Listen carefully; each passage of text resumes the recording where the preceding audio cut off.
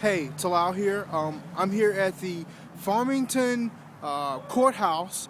We are here for Callion Hamblin's rally, his friends and family, and some disgusted citizens of the metro area, St. Louis, Farmington, Union, different counties here in Missouri have come together to rally and bring awareness to the murder of Callion Hamblin. He was murdered last year, 1 year ago today, on February the 20th, 2012, by the Farmington Police Department. And we're here to bring awareness because no one knows that this happened. The media and this police agency swept it under the rug, and we demand that we believe that there should be a federal investigation to find out exactly what happened to Calion. So happy Black History Month, and here's the story. Talal here with Zaki Baruti. He's a human rights activist here in this region. I'm going to give you guys an opportunity to meet him and share his perspective on this rally here for Callion Hamlin. Mr. Baruti, how are you? I'm doing fine. If you could introduce yourself to my base and explain exactly what's going on here today. Okay, as you mentioned, my name is Zaki Baruti, and I'm President General of the Universal African People's Organization, as well as co-chair of the Coalition Against Police Crimes and Repression. I'm here based on a call from a young lady who's organizing this particular rally, Frances Madison, who, after explaining to me that the young brother Callion Hamblin had been shot by multiple times by law enforcement agencies here, that I along with members of our organization, are outraged because this fits into a pattern of police violence directed toward the black community by and large. And in fact, some of my comments will be based on a report done by the Malcolm X grassroots movement that did a study at the beginning of 2012, January the 1st through May 31st, that studied police shootings across this country, and over 120 police victims of police shootings were from the black community. And so to that end, every 36 hours, a black person from the study was killed by the police. And that fits into what I had said as a pattern of systematic oppression of black people, not only with the police killings, but when you see the mass incarceration that's taking place all across this country, that says that we as a people must ring a bell that our human rights are constantly, day in and day out, being violated. So we need to have a national plan of action to eliminate the racial discrimination and oppression here in this country. So to that end, we are here to speak truth to power along the issues of which I just addressed. I see. And so what do you believe an effort such as this one will and can get accomplished? Well, number one, it serves the purpose of educating the community to the whole issue of police brutality and police violence. But past that, we have to encourage people to join progressive organizations that would constantly raise that issue.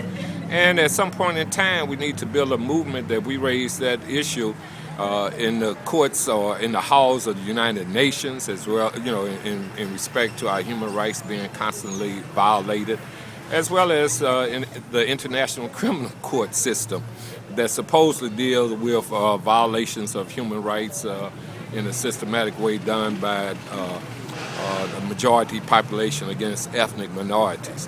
So to that end, I think it serves a great purpose. And so if people want to reach out to you, ask questions, share information, garner your support on different issues, you have contact information for yourself, your organization? Yes, they could go to our website, which is www.uapo.com, or they could call our office area code 314-454-9005. That's our office number. And out of the website, you would find our email, and they can contact us per email. I see. Well, Mr. Baruti, thank you so much for coming out, for supporting this effort, and for giving me a chance to talk to you. Okay, thank you. All right, thank you. Okay. So once again, we're here at the Farmington Courthouse. There are dozens of supporters for Callion Hamblin and his family, and I just want to get a shot of all the people who came out to support.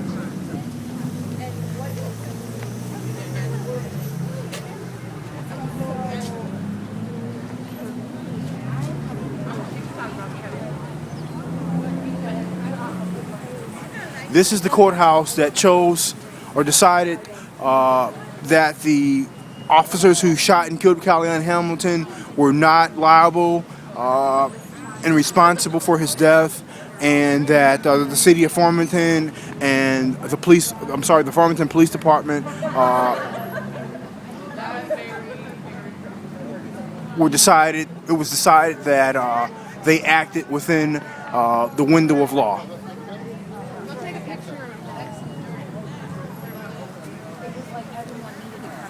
Break apart, and then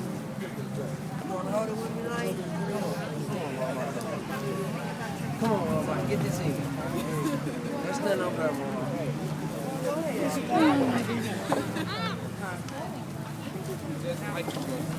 you want to get under here with me? Come on. Here. Grab him. All right, no justice! No peace! No justice! No peace! No justice! No peace! No justice! No peace! No justice! No peace! No justice! No peace! No justice! No peace! No justice! No peace! No justice! No peace! No justice! No peace! No justice! No peace! No justice! No peace! No justice! No peace! All right. All right.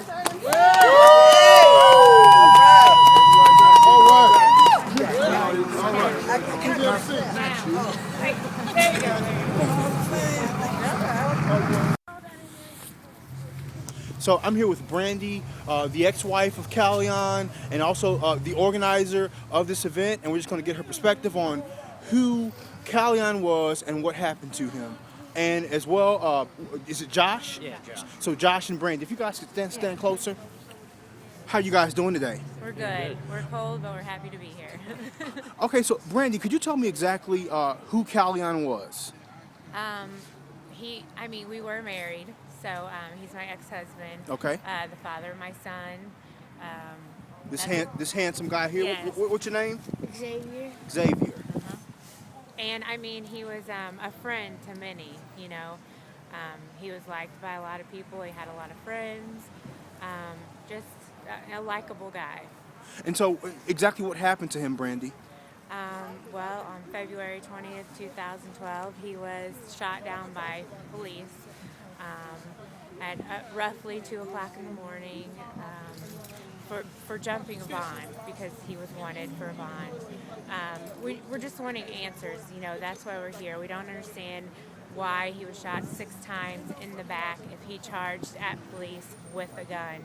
I mean, the story doesn't make sense. Any scenario that's been put out there by the police, it just doesn't add up. I mean, in my opinion. And I mean, I don't know all the facts, obviously, but that's what we're trying to do. Is just get find answers. out answers as to how you can get shot 6 times in the back when you're charging with a weapon. Right.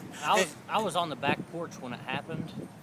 You heard the and- shots? Yeah, I heard the shots, and when I walked outside, I heard "Get the F on the ground, get the F on the ground," and There was, it wasn't 3 seconds later, and it was nothing but firecrackers. There was no shot Exchange. fired and Right. then shot fired. Right. It was just Pop, pop, pop, pop, pop. pop. I mean, it was. And so, Josh, do you support Brandy in her efforts to get vengeance for Callion? Yes, I do. Okay. And so I really hope that these efforts get you guys' goals accomplished. I like to say good job on the organization of this rally, and I send condolences to you guys. All right, Thank thanks you. a lot. Thank you.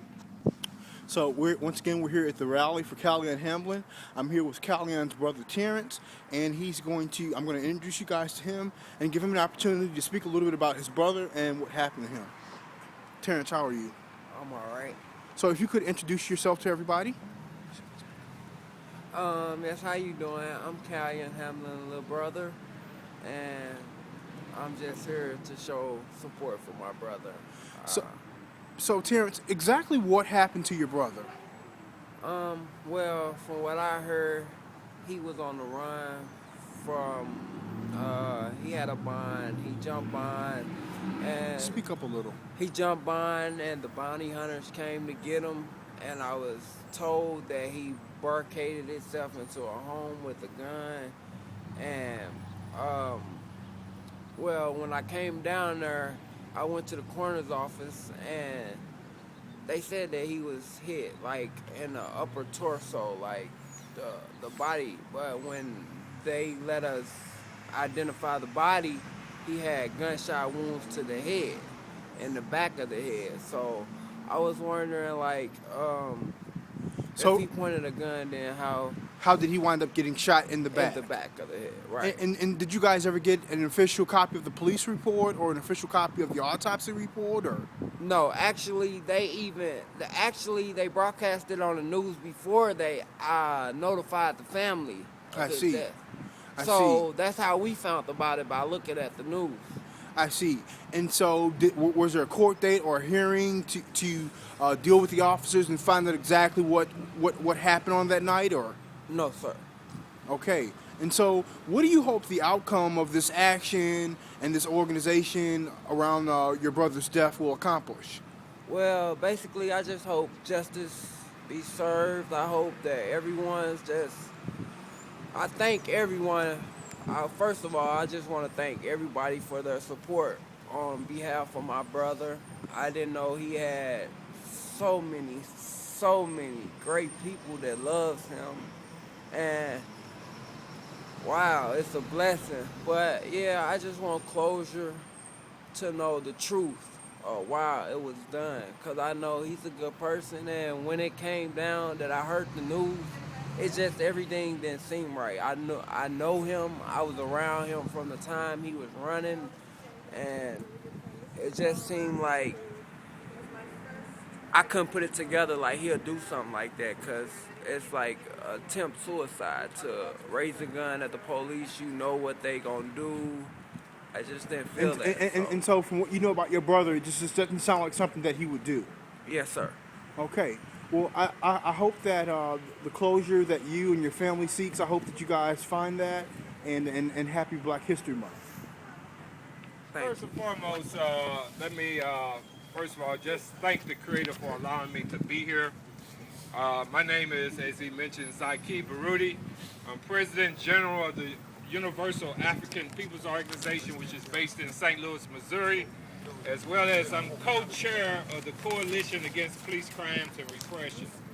Let me start off, first of all, expressing my deepest sympathy to his mother, Callion's mother, as well as to his sons, as well as to all of you who have expressed your love by just being here. I'm here out of St. Louis because I think out of this particular tragedy, we have to consistently speak truth to power. And the truth to power that must be spoken of is the situation that exists not only here in Farmington as an extension of Callion's death, but what is happening all across America as it relates to black people as well as the police system of America. That's right. And not only that, we have to look at the whole complex of issues impacting our community. Right. And what do I mean by that? Along with the many killings that's taken place all across this country, there is a grand effort to incarcerate a generation of black youth. It is a damn shame, forgive the use of damn, but it is a damn shame that black males are 6% of the United States population, yet 70% of those incarcerated. When we look at what is happening to Calion, I encourage everyone to Google. Every 36 hours, a black person is killed by the police in the United States of America. Google that. And in Googling that, you will see that there's a systematic drive to penalize and punish black people and black youth.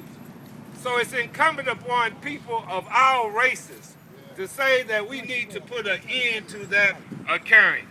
And so it is in that spirit as to why I'm here today. Also, let me just point out, and I wanted to really kind of some of my remarks by pulling off something out of the internet that was produced by,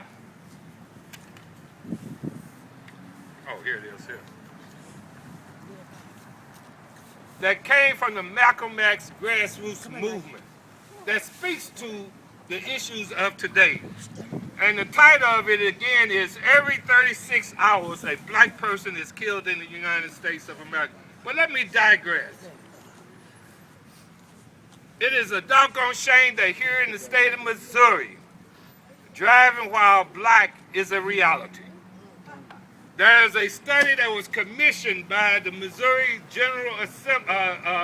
Attorney General that made a study and do a study every year as to the number of disproportionate stops of black people on the highways and streets of Missouri. And the reality is that black people are disproportionately pulled over every year. But the question becomes, once they have proven that, what are they going to do about it? Right. How are we going to solve that problem? Right. And that's a challenge as you come together to get answers to what has happened to your son and your brother and your friend and your father, is that we have to, as a collective, move together to organize in an effective way so that we can have a national plan for eliminating racial injustice here in this country. Quoting, a human rights crisis confronts black people in the United States. According to this study that was done for a 6-month period, starting January 1st, 2012, and it came as an extension of the killing of Trayvon Martin, police and a much smaller number of security guards and self-appointed vigilantes murdered at least 120 black men and women during that particular period, which is systematic of what is taking place overall. The killings are definitely not accidental or random acts of violence or the work of rogue cops. The use of deadly force against black people is standard practice in the United States and woven into the very fabric of this society. The media, the corporate media, have given very little attention to these extrajudicial killings. We call them extrajudicial because they happen without a trial or any due process against all international law and human rights conventions. Those few mainstream media outlets that mention the epidemics of killings have been unwilling to acknowledge that the killings are systemic, meaning that they are embedded in the institutional racism and national oppression. On the contrary, nearly all of the mainstream media join in a chorus that sings the praises of the police and read from the same script that denounces the alleged thuggery of the deceased. But as you know, they're trying to say that our good brother was shooting at them, and that's why they shot at him. I challenge them to come forth with the officer who's supposed to have been shot. Does that bullet match the so-called gun that he was alleged to have used? And that needs to be found out by the people. Sadly, too many people believe the police version of events and the media's blame the victim narratives that justify and support these extrajudicial killings. The reality is that people of African descent remain without sanctuary throughout the United States. Nowhere is a black man or woman safe from racial profiling, invasive policing, constant surveillance, and overriding suspicion. I hate to say that, but that is just the reality. It is real. And also, I just want to add a point. It is our contention that too many times on the police forces all across this country, that the mentality of the KKK runs rampant within many of the officers. All black people, regardless of education, class, occupation, behavior, or dress, are subject to the whims of the police, whose institutionalized racist policies and procedures require them to arbitrarily stop, frisk, arrest, brutalize, and even execute black people. Invasive policing is only one aspect of the United States' comprehensive containment strategies to exploit black people and to smother resistance. To contain the upsurge of the black liberation movement of the 1960s and 70s and to protect the system of white supremacy, the institutional forces of racism have worked through governments at every level to destabilize the black community via community divestment, massive unemployment discrimination, outsourcing, gentrification, and other forms of economic dislocation. In addition, schools, housing, healthcare, and other social services and transportation in black communities have been denied equitable provision and distribution of public goods and services. I just say all of that because as tragic as Callion's death, if we don't begin to connect the dots, then what happened to him will happen to another person. And then that continues and continues and continues. So for those of you who recognize that something is terribly wrong here in this society as it relates to the policing and the relationship of blacks to the police force, then, as I just mentioned, it's going to continue. So I encourage you, as I bring my remarks to a close, first and foremost, always keep his memory out there. And stay on the course in terms of finding what really happened as best you can. But past that, if you truly respect his memory, then I encourage each of you to join a progressive organization that seeks social change, interconnecting with other organizations here in the state of Missouri as well as throughout this country. And then I challenge you, the young people, get involved in terms of the politics of the day, because the political force impacts us in all kinds of manners. And then last but not least, as we build this force for justice, to bring about change, we have to understand too that we do have power. We have power in numbers. And once we organize the mass numbers of folks being involved, we can also translate that power, as I said, politically, but also economically. So let's just say if we were really organized in Farmington, and we had the masses of people with us, then we could target different economic entities here in terms of boycotts and what have you, to say we demand some justice. We demand you not keep harassing us. And it's in that manner that I think that we can bring about change. All power to the people. That's all. So we're here at Callion Hamblin's rally once again. I'm here with Charlene, the mother of Keandre, who is Callion's son or daughter? Son. And so here is one of the mothers of Callion's children, and I'm going to give you guys an opportunity to meet her. How you doing? I'm fine. If you could introduce yourself. My name is Charlie Byington. I'm Keandre Hamblin's mother, Cal's son. I just don't understand the whole thing with him having a gun. I've known him for 15 years. Well, before we get into that, exactly what happened to Callion? I think the police murdered him, or the bounty hunters, because there's no reason to shoot him 20 times. So he was shot 20 times? 20 times. Wow. 7 in the head and the rest in the torso. And if you could speak up, why exactly do you think this happened to him? Well, because Cal's never been liked around Farmington. He's been here for years and the police. He's had run-ins with the police in and out of prison. They've never liked him. And so once again, why do you think this happened? Because they just don't like him. I see. And they wanted to get rid of him. I read online there's a thing that says, I smoke smoke and it has a picture of the chief of police. And so Smoke was his nickname. Smokey, yeah. And so they put out an article that said, "I smoked smoke." Smoke, yeah. I see. And it has the chief of police smirking, smiling.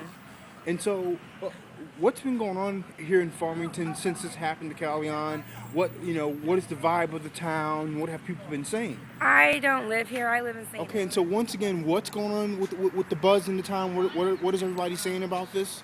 Everybody says that he got murdered. I wasn't here. I was in St. Louis because me and his son live in St. Louis. I tried to get him to come up there many times because I know that the police don't like him down here.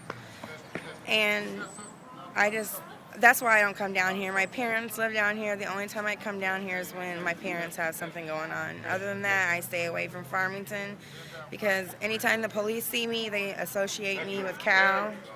So... And if you could speak up over the megaphone, exactly what do you hope that the outcome of this rally and this event can get accomplished for you guys in Callion? Well, I hope, because I was going to put money down on a lawyer, and Francis said that maybe with this rally that we could get a lawyer to help or take the case for free or at least pay half or something. Because me personally, I'm gonna try to sue St. Francis County. So for the murder of Callion Hamblin. For the murder, yeah, because they murdered him because that was all in his back. Right, now you have children to take care of. Right, and I can't get no help. I have a son that has so many problems. He misses his dad so much. He's 11. He's been in the hospital, psychiatric hospital, like 3 times. I mean, he doesn't understand none of this. So. Well, I really hope that you guys get vengeance for the murder of your loved one. Thank you. Thank you. And so we're here with one of Callion's very close friends. Grew up with him almost like a brother. And I'm going to introduce you guys to him and allow him to share his perspective on who Callion was and what happened to him to the best of his understanding. What's going on, bro? How y'all doing out there tonight? My name is Rico. Anyway, Kyle, he was like a big brother to me. You know what I mean? He showed me the ins and outs, tried to help keep me out of trouble along with my big brothers. He was best friends with my brother Kane. And I'm just here to support him, you know what I mean? No justice, no peace. We're not here to try to start any problems. We just want answers. As a family, we want answers. Without answers, there cannot be no closure. So we're trying to get closure for his mother, for my brother, because it really hurt him. Really hit close to home with him, and it was an eye-opener. It was really an eye-opener for me. Life is way short. He got 2 sons out there, an ex-wife that really cared for him dearly. His mother don't have any peace, and I just want to come and support him. You know what I mean? He was a good man, given his circumstances and the situation he was in. He did the best to his ability. You know what I mean? He gave a lot of good advice to the younger generation under him, such as myself. He gave me good advice, and the picture that the media painted or the police down here painted of him was really obscured. That really wasn't him. He was a good guy. He really cared for his family. He did the best he could with what he had for his sons. And I just want to uplift him. No justice, no peace. And so, what exactly happened to Callion? Well, we believe it was a murder. They say that he had a gun and that he shot at the police, but he was shot 6 times in his back. You can't be shooting at no one from the back unless he was John Wayne. That's the only person I've ever seen do it. Right. So. And so, what were your expectations, or what is everybody's expectations for the outcome of this advocacy and awareness campaign? What do you expect to come out of all this? I'm just hoping to get closure. I hope to get closure. I don't know what the outcome is going to be because, I mean, they had 4 hours to cover up what they did, whatever it was. They left my man's body sitting out there in the freezer cold on the ground for 4 hours. I don't know if they was trying to plant their story or get rid of evidence or whatever it was, but we just want answers. We don't want his memory to be obscure as a criminal or a bad guy, because that really isn't what he was. He did the best for everyone who was around him. He gave good advice to the younger generation, like I said before, such as myself. He was a loving brother for me, my brothers, a good friend. He was always there for you when you needed him. He kept people smiling. He had high spirits, high hopes, and he was just trying to make a better life for himself. given the situation he was in with the profile that he had, he couldn't get out of the situation he was in because of the picture that the police force put up on him. Right. Well, happy Black History Month. It's a shame that this happened at Black History Month. And my condolences to you guys, man. Thank you. All right, man. This whole event is not about no racial thing and nothing like that. It's all about just getting answers for real. And, that way we can tell the kids what happened and find out the truth. I know everybody want to know the truth. I do. Yeah. That right? That's right. Right. I mean, everybody basically, we all know what happened that night. We've all been involved in some sort of situation along the line with the police down this way, and not necessarily the police, those down here that don't like us of our color or whatever. Bottom line, it's not about no starting no riots or nothing like that. It's about peacekeeping and just getting answers for the kids, and for us, for our and his mother. That's Until right. she wants answers. Right. I would like to first introduce Linda Conway as our police legion. She's here, in case the police gets involved. Explain to them what we're doing and the reason behind why we're gathered here today. At this moment, I would like for y'all to give her a hand and welcome her to the podium.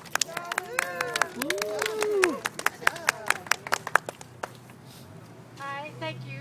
I know it's cold out here, so I hope everyone bundled up like I did.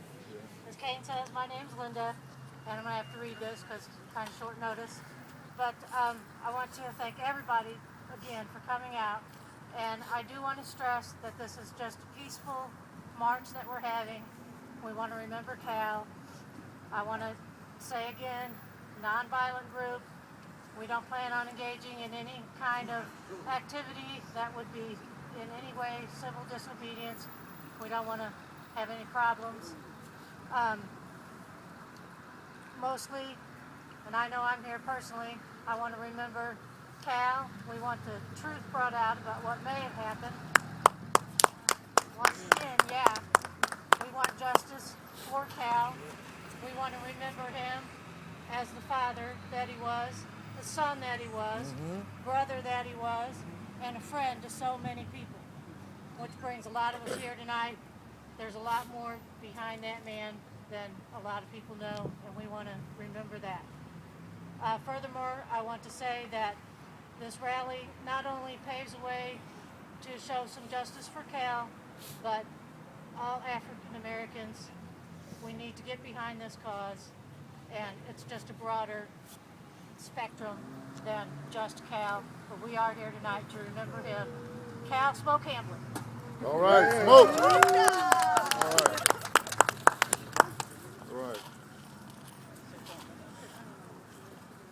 All right. All right. We all know, those of us that was close to Smoke and Cal, we all know the type of person Cal was. We all know that Cal had his run-ins with authorities and this and that. No one's perfect, But the story given behind his death, don't none of us believe that. If there's anybody out here that believe that story, raise your hand. Didn't think so. We know that, Cal was a very smart person. He ain't dumb by far. Even if he had this or had that, he wouldn't have never went that far behind the story that was given. Another person I would like to thank and introduce to y'all is Talal. These are the filmmakers behind it, and they helped us in so many ways, At this moment, I would like for y'all to give them a hand. All right. Yeah. How's everybody this afternoon? Good. My name is Talal. I am a photojournalist, filmmaker. I have an underground news channel. It's on YouTube. You can just Google Talal Ahmad. or you could find some of my work on Twitter @_Talal Ahmad. I want to give my condolences to the Hamlin family and all of his friends, and it's really inspirational that all you guys came out here and stood in the cold to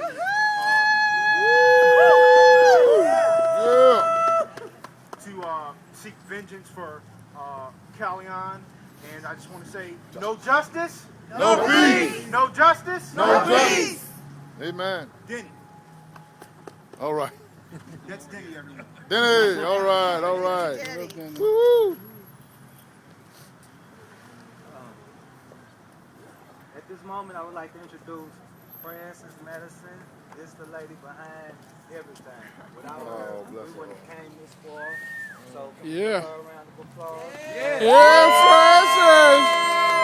Love you, Frances! I just wanted to say that I am the press liaison for this one-year commemoration for Callion Hamblin, for the friends and family thereof. I have press kits that contain all the information that you need to create a fantastic story. This is a growing story. I believe this is going to be a national story after the Associated Press published the story yesterday that said that Callion had took 6 bullets to the back, people. Wow. And that has gone national. And we're going to try and make it go international. And we have very important and influential and powerful friends with us today who stand with us. And we're going to make this happen. So thank you very much for being here. Yeah. Anybody who needs a press kit, come see me. Woo. Yes.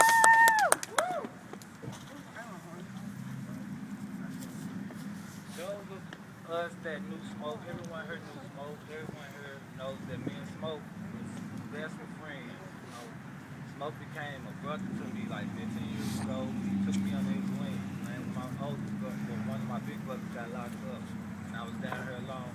Smoke took me in his house. He took me in his home and he looked out for me like I was a brother. You know, and for that I ain't got nothing but respect and love. Cal. The whole reason I came today, or I got in touch with Francis and we started gathering for this event, is to get answers. You know, I mean, the story that I've heard and we've read about, I don't believe at all. Not one bit, not the slightest bit. You know, Smoke, I mean, like I said, he had his run-ins with the law. We all had, you know. For a person to get shot as many times by several different law enforcers, I mean, that right there in itself don't make no sense. You know, y'all wait till 2 o'clock in the morning to track a man's phone, and you gun him down early morning when there's no witnesses around or nothing. You know, so I mean, who's here to tell his side of the story? We are, King. Yeah. We getting there. You know what I'm saying? The point is, I mean, if you can wait till 2 o'clock in the morning to track a man's phone, you know, and to arrest him, why couldn't you done it at 12 o'clock in the afternoon? Or why couldn't you done it like at this time when you got cars passing by left and right? You know what I'm saying? That way it could have been someone here to verify, okay, the story that the police is giving is correct. This is what happened. We've seen this with our own eyes. But there's no one to give that story. I mean, so that's why we're here. We're here to get to the bottom of it. We want to know what actually happened. You know, whether the story given is true or not. You know what I'm saying? We want a peace of mind. You know what I mean? At this time, I want to introduce someone to you. He's going to lead us in prayer. Oh, okay. At this moment, I'm going to let Lil Cal come to the podium and speak. Y'all get a little broad hand. Yeah. Oh, everybody doing out there? What's up? I came up here from St. Louis to show support to my brother. Man, when Cal first came home, as soon as we walked in the door, I immediately started crying. It was my twin. I ain't seen him in I don't know how many years until I got, 24 I met Cal, and then right after that, a little while after that, he passed. But times that we did have, it was good times.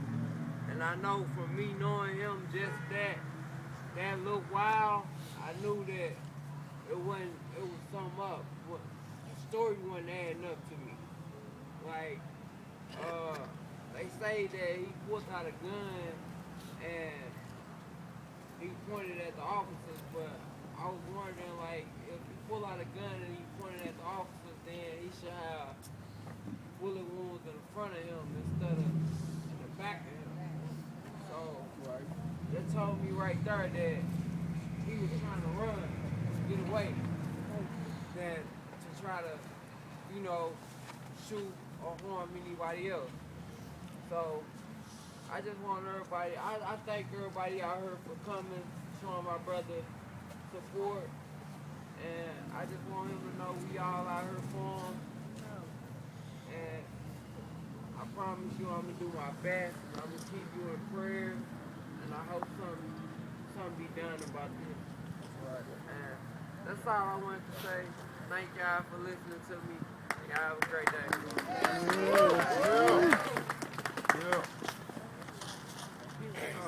Before we go any farther, I want to touch on something that Smoke just got me touching on as far as Cal goes about having a gun and harming someone else.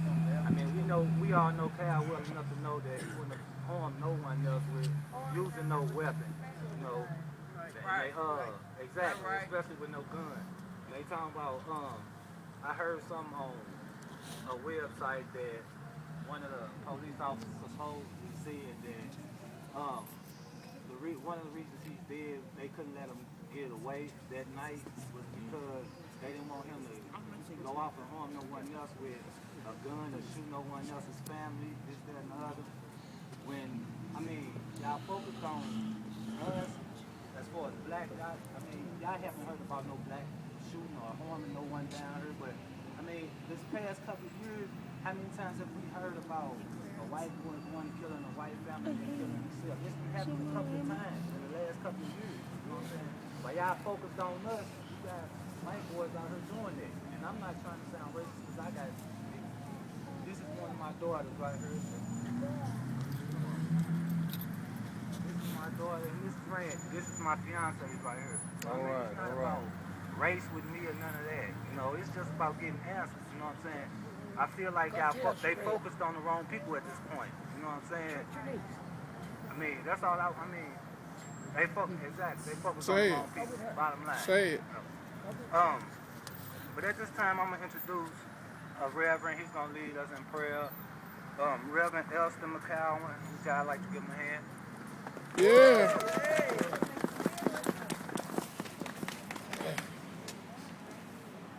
All right. Let's see. To my Muslim brothers and sisters, say assalamu alaikum. Wa alaikum salam. To my Jewish brothers and sisters, I say shalom. Shalom. To my Christian brothers and sisters, I say praise the Lord. Praise the Lord. And to my Afrocentric Pan-African nationalist brothers and sisters, I say Habarigani. Zuri, Nana Wejay. Habarigani. And to those of you who don't know nothing I'm talking about, what's up? What's going on? How y'all doing? Good. Amen. Well, my name is Reverend Elston McCowan. I'm the first vice president of the St. Louis City chapter NAACP.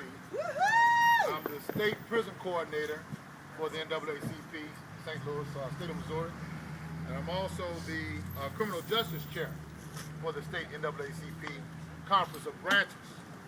And what had me come all the way to Farmington, about an hour and a half drive, which is not very, very long, but it is out of my comfort zone a little bit. What had me, in the cold, in the February cold, what had me come to Farmington? Well, I think I can sum it up with the words of the prophet Amos. He said, let justice roll down like water and righteousness like a mighty stream. The reason we ask for justice provides peace, harmony, tranquility. It fosters love, community, togetherness, and all of that stuff. And in the absence of justice, then we don't have any peace. Right now, sure, not getting the peace that Shirley ought to have. She ought to be able to bring some closure to the passing of her son. But she doesn't have peace. Her children, some of them are probably even afraid, unfortunately, to speak truth to power of the police because of what they understood the police done to their father. So we don't have any justice and we don't have any peace. And so I am maladjusted to injustice. And that's what will make me get in my car and drive all the way down to Farmington to see about what we can do about trying to get some justice.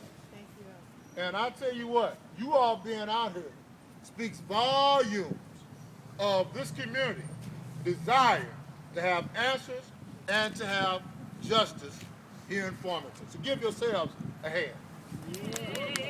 Yeah,